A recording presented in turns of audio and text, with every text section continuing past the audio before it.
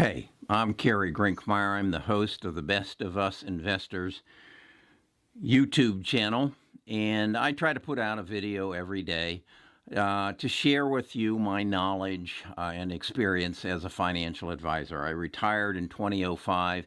I ran one of the largest financial planning operations in the United States, part of the Ameriprise, American Express system, and retired, and then I came back to this and wanted to share my knowledge and experience. I have three objectives in mind for my viewers. One is to help you make good financial decisions. Number two is to keep more of what you make by understanding our tax code. And number three, our definite goal is to help you create family wealth. Or put a number on it, we want you to create $24 million worth of financial wealth, because that's what the government allows us, or allows you and I and our spouse or significant other to pass on to our heirs currently. If you're 30 years old, I suspect that will go up.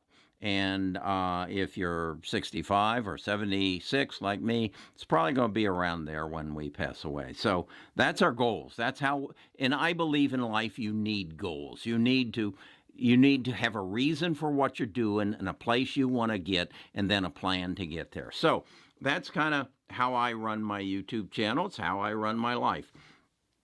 As far as an investor, my whole scenario is I want to invest in companies who are going to change the way I live. And to understand how the change in my life, I need to have a picture, a window into the future. I need to understand the events that are happening around me today and how they're going to affect my life tomorrow, and thus who's going to benefit from it. And when I say who, which companies, and who's going to facilitate it, again, which companies. And then I have the privilege of investing in them. So my whole scenario for the last year has been to invest in basically Google, Apple, Amazon, Tesla, Facebook, Square, and a few other small companies. But I now see that we are about to enter another avenue of change. Now, what do I call it? What do I mean by an avenue of change? Well, the latest one that you experienced was your smartphone. It changed your life. It created Facebook. It created Amazon, or at least it accelerated it. The one before that was the internet. It changed the world, and it continues to change the world. So if you can identify change and then recognize undervalued assets that are going to benefit from that change and invest in them, you get wealthy. You achieve your $24 million in family wealth that you can pass on. It's that simple. But you need to recognize change, and you need to recognize undervalued assets. So that's what I've tried to do. The undervalued asset that most people haven't really woken up to is data, big data. The people who have been gathering data from us since the 1990s through our devices and storing it. And that now that data is becoming monetized. And what I mean by monetized is I've got all this data. What am I going to do with it? Well, you need to sort it, categorize it, analyze it, educate yourself on it, and feed it back and make my life better. Okay, because I'll pay for it. I'll pay for a better life. And when I say I mean you and I are the consumers, as well as other businesses. So are there evidences that this is going to happen equivalent to the introduction of the internet, equivalent to the introduction of the smartphone? Yes. It is going to start probably somewhere around January the 1st, 2021. Now, what do I mean by that? Well, the first thing that's going to happen is a major awareness that we can never allow another virus to permeate our world like it did. It is equivalent to World War II. And after World War II, the Allies got together in Bretton Woods, New Jersey, in July of 1995 and said this can never happen again. Well, they're going to do the same thing in Davos, Switzerland in March. This can never happen again. So how are they going to make sure it never happens again? They're going to grab hold of technology, and they're going to grab hold of our devices, and they're going to go to the people who own the data and say, how can we make sure this never happens again? Well, they've done it with our cars, okay? I own a BMW. My wife owns a Porsche. My wife's is the craziest. When something is wrong with that Porsche, a little light shows up in her dashboard and it says, take me to the shop. Yeah, that's what it says. If it's the oil, the little oil symbol shows up. If it's tire pressure, the tire pressure shows up. If it's overheating, the thermostat shows up. Okay. Well, if we can do that for our cars, why can't we do it for our bodies? Why can't we do the same thing? And that's what they're going to decide at Davos, Switzerland, that we can. We're going to, and again, through 5G, we're going to provide our bodies with the same apparatus that our car has. Our car has 145 sensors on it. Sensors, what does that mean? That means 5G. That's what 5G is all about, the Internet of Things. What would be an Internet of a Thing? My smartwatch is, my smartphone is. If I have a smart toilet that analyzes my poop, my pee, that would be a smart thing. How about my toothbrush that analyzes my saliva? How about my mirror that analyzes my body to see if anything's growing that shouldn't be there? That would be a smart thing. That would be data. That would be data who could make my body extend the life expectancy of my body as it has my car. What do I mean by that? When I first started buying a car, you expected a car to live somewhere between 30,000 and 50,000 miles. Now they'll guarantee it for 50. They'll do everything on it except the tires and the windshield wipers up to 5 years and 50,000 miles. You expect your car to go 150, maybe 200,000 miles. That's what's going to happen to your body. That's what's going to change. Now, knowing that, and knowing that the other change is in our vehicles, meaning that they're going to start driving themselves, and that's going to be driven by 5G. My goodness, all the data that needs to be processed, that's going to be held by Amazon and Google and Microsoft and Apple. How are they going to get that done? Well, they're going to get it done through microprocessors that are going to feed and analyze this information and slice it and dice it and sort it and compare it and then feed it back to me just like they do in my car and make my car better. It's going to make my life better. It's going to, that 5G is also going to give me the ability to drive my car while I'm doing something else because it's going to be a self-driving car. But wait a second. Okay, I have a self-driving car, but you got a self-driving car and they got a self-driving car. Think of the amount of data that's going to be sent out there. Somebody's got to process that. Who's the processors? Well, I did a video last week on NVIDIA and how NVIDIA has partnered with Amazon and Microsoft and the others to speed up the processing in their computer banks, in Amazon Web Services, to make the chips smart chips. So it's not the computer that's left alone to do all the analyzing. It's the chips that have artificial intelligence and machine learning built into them to accelerate the ability for Amazon Web Services to feed you back the extraordinary amount of information that you're going to need to live in the future. Okay, now, how can we help that even more? We need to have some first responders.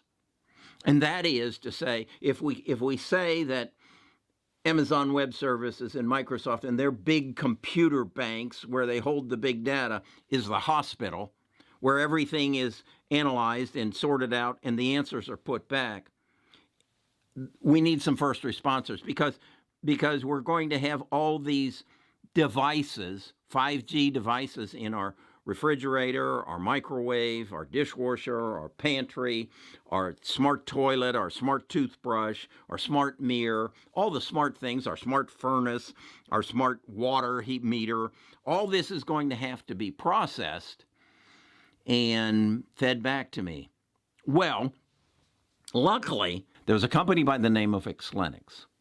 I told you about this company on October the 14th. In fact, it was Roman who talked to us. He did a conference call, a Zoom call. Didn't work out too well because of the hookup from the University of Sydney. He is a researcher there in the field of field programmable gate analytics.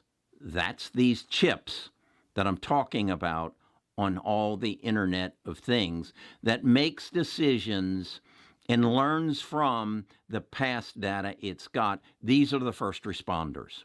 Okay, he explained it to me, and I understand it. If it's this level, I understood it there. And in the conversation, I said to him, Roman, is there a possibility that ExLinux is a target and is going to be bought out by somebody? And he assured me that no, that probably wasn't going to happen because they're a strong, powerful company themselves. Well, as it turned out, 13 days later, it was announced that AMD, Advanced Micro Devices, is buying them out for $35 billion, a total stock exchange. As a result of that, one share of ExLinux will become 1.7234 shares of an Advanced Microsystems. So me knowing this is going to happen and me knowing that where this is going to fit in the explosion of data, I want to buy in. So my question is, do I buy ExLinux or do I buy Advanced Micro Devices? So let's go to a chart and see if we can figure this out. Okay, this is a chart of Advanced Micro Devices, and what I'm doing is comparing its performance against Xilinx. Xilinx is the orange line. So I started in January of 2018 through today, and as you can see, Xilinx has grown 87% since January of 2018, while Advanced Micro Devices has grown 672%. Current price on Xilinx is $127, and the current price on AMD is $81.35. According to the purchase agreement, for every share that I currently own in Xilinx, I will get 1.7234 shares of AMD at the closure of this deal, which is projected to be 2021. If these two stocks stay constant where they are right now, that would mean I would have a gain of 12% built into this. Now, as these two stocks move forward, what I'm really interested in is not so much the price of Xilinx, but the price of AMD. If AMD goes up substantially in price, I benefit substantially, again, because if this price goes to $100 a share, which would be a 20% improvement, I would still end up with my 1.7234 shares, and thus I would grow. So what I'm banking on this is the combination of these two stocks is better than the sum total of the two parts. So let's think that through a little bit more. All there, as I explained, is that advanced micro devices has grown substantially faster than ExLinux. So I'm buying ExLinux. I'm buying that advanced micro devices, which has a much more recognizable name. It's going to accelerate in price, and my 1.723 shares is going to exponentially grow because ExLinux doesn't have the recognition of advanced micro devices. So that's my play. I see this as a purchase that could go 5x, 10x. I bought somewhere around $20,000 worth of it. I fully expect it to become worth $100,000 in maybe a 2-year period of time. Because again, understand there is going to be an avalanche of data pushed into these computers, pushed in out of your house as you get a smart home, as your car gets smarter, as your car becomes autonomous, that these people are going to just have to ramp up to keep up with the demand for their products, because you are going to have a smart home. And as your car has 145 sensors in it today, your home is probably going to have 5 times that many sensors. And those sensors are all going to contain what are going to be the advanced micro devices chips. Your car is going to have all their chips. This is a 5-10x buy.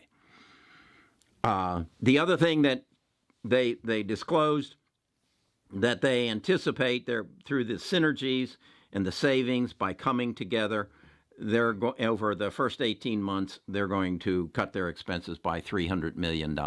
That's a win. That's a win for everybody. I see this as a must-own, a must-buy today. So don't quibble over $1 here or $1 there. Just get, on my case, ExLinux, and just put it somewhere in a closet and let it stay there. So that's how I run my YouTube channel. I'm not going to tell you to buy some penny stock or some crazy thing to chase to make big bucks. I'm going to give you a window into the world. Where do I get that window? I read a lot. This is a book that just opened my eyes up to a lot of stuff. The Future is Faster Than You Think. The Big Nine by Amy Webb. And then the healthcare change you're going to experience, lifespan. All of these are in the description, along with my book, as to how I got rid of the unwanted roommate in my head that told me, Kerry, you can't accumulate $24 million in your lifetime. And then once I got rid of that, my biggest fan, my big coach, now tells me, come on, Kerry, let's go for it. Let's buy some ExLinux, which is going to become advanced micro devices. Let's buy some NVIDIA. Let's hold our Amazon. Let's hold our Google, our Apple, and our Tesla. So that's how I run my channel. I'm going to ask some other people to help in the future. But if you want to be a part of it, go to Best of Us Investors and give me your name and your email address, and I'll send you my morning letter. I'll give you a connection to our Discord. Our Discord is where we talk about and share additional things. They knew about these before I did a video on it. So they got a heads up. So my tribe is probably already invested. And that's how we do. I do some live streams. So in order to be notified of those, you need to subscribe and become a part of the Best of Us Investors tribe. Thank you, and let's get wealthy together. Remember, it's $24 million a couple, not just a person, a couple.